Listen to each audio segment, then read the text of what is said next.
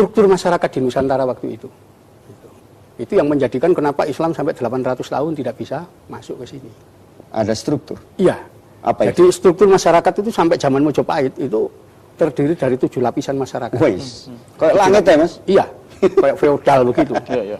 Nah, ukuran untuk menempati posisi tinggi dan rendah tergantung dari kedekatan manusia dengan kehidupan duniawi. Oh. Kalau kehidupan duniawinya lemah, maka orang itu menduduki posisi paling tinggi. Itulah golongan Brahmana. Orang yang nggak punya rumah, nggak punya kekayaan, hidup di hutan, di pertapaan-pertapaan, itu manusia paling tinggi. Yang kedua, golongan kesatria. Golongan kesatria ini orang yang tidak diperbolehkan memiliki kekayaan pribadi, tapi dia dijamin oleh negara. Kenapa? Dia ngatur negara, bela negara, ya pejabat. Tapi tidak boleh kaya dia. Tidak boleh bisnis juga ya? Ya, tidak boleh. Tidak berbisnis. Jadi kekayaan pribadi tidak boleh. Di bawah kesatria itu ada golongan waisya. Waisya ini golongan petani. Dia lebih rendah. Kenapa? Sudah punya rumah, punya sawah, punya ternak. Di situ. Kekayaan duniawinya lebih banyak dia, karena itu lebih rendah. Lebih rendah lagi. Di bawah waisya ada golongan sudra, kaum sudra.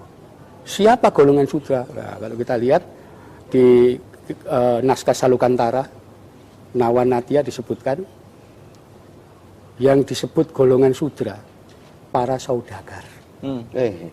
Iya, rentenir yang membungakan uang, orang yang menyewakan perhiasan dan seterusnya, orang kaya-kaya itu kaum sudra. Jadi makin kaya makin sudra. Mereka ini tidak boleh bicara soal agama, tidak boleh bicara soal kekuasaan negara. Kenapa?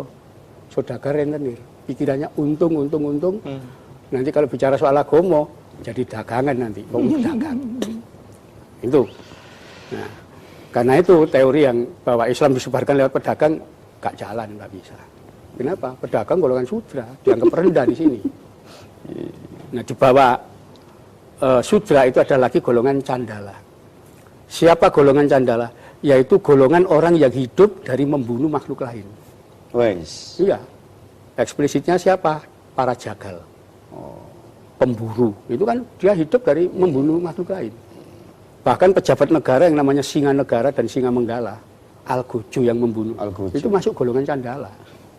Kenapa? Dia dibayar karena membunuh orang yang dihukum. Termasuk regu tembak ini, Pak? Iya, golongan candala itu. Jadi dulu dipisahkan begitu. Oke. Habis itu ada lagi yang keenam, golongan meleca. Meleca itu semua orang asing yang datang di Nusantara, itu statusnya kilalan, pelayan. Dia bekerja sebagai pelayan di sini, nggak boleh.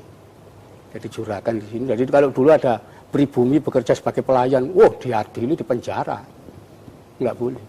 Jadi orang asing harus jadi pelayan. Sekarang sebaliknya ya. Dan ini yang tradisi di Nusantara ini yang diteruskan Malaysia dan Brunei. Ya, Brunei dan Malaysia melarang loh warganya jadi pelayan, nggak boleh. Tapi dulu memang begitu. Nah, yang paling bawah golongan tuca. Siapa? Golongan wabah masyarakat, bromocora, maling, penipu, rampok, begal, itu paling bawah. Nah, kenapa? Itu sistem dibuat oleh aturan agama atau masyarakat? Agama sudah jadi aturan. Dan negara yang menegakkan itu. Majapahit waktu itu ya? Bukan hanya Majapahit. Mulai zaman awal ya? Oke. Karena itu orang-orang, nah Islam dapat kendala dua. Satu, saudagar yang menyiarkan, orang sudra. 3, meleca, wong asing. Nggak masuk. Nggak masuk, ya.